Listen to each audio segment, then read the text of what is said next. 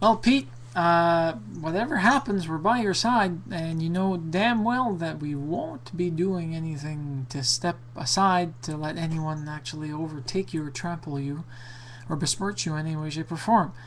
The article itself, at the bottom of it, did indicate something that's got me a little bit perplexed, that the claim must be proven.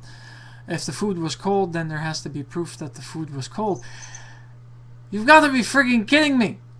The event was what, a month ago? Not even?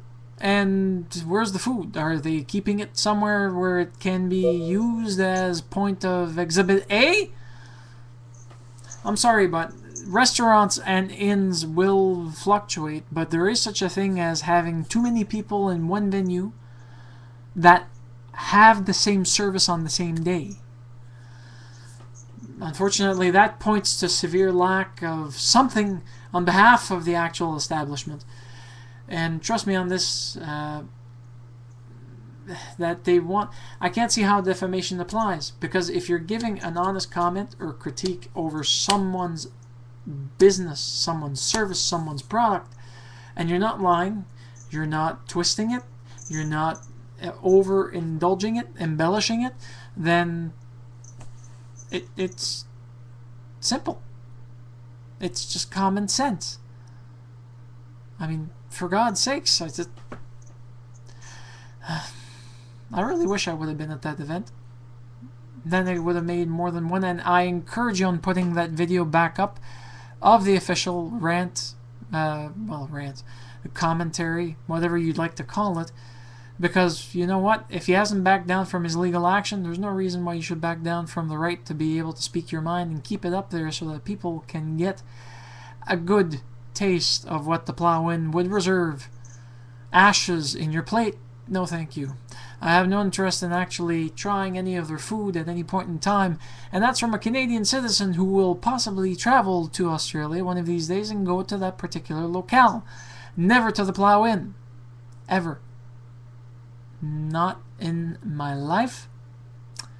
And not even if you actually killed me, stuffed me, and tried to actually reanimate me like Bernie's from Weekend at Bernie's. It still wouldn't work. I'd probably go somewhere else. It's as simple as that. Besides, every city has their fair share of bad areas with bad service on bad days. It's up to the owners of the business to make sure that the business runs constantly. I mean, I'll give you an example.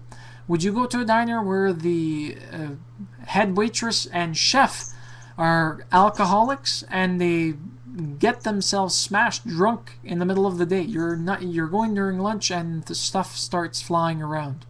And I do mean stuff. I've never worked there. I had a friend who worked there, and he says that it was entertaining, and he laughs about it. But that's one example of bad customer service. Unfortunately, you have to live a life to be able to make it happen for the way your customers want it by putting yourself in their shoes every single minute of every single day. Apparently that wasn't their intention when this went down. I'm sorry that the gang that was with you, I don't know if any of you are going to be listening to this, but my apologies for the crass behavior of the PLOUGH INN. And if you do come to Canada, stop by Moncton, New Brunswick, and make a call on me. I don't have a restaurant, but I'll be glad to have a cup of coffee with any of you who are traveling or visiting. Have a nice one, Pete. You're much appreciated, and like always, awesome stash.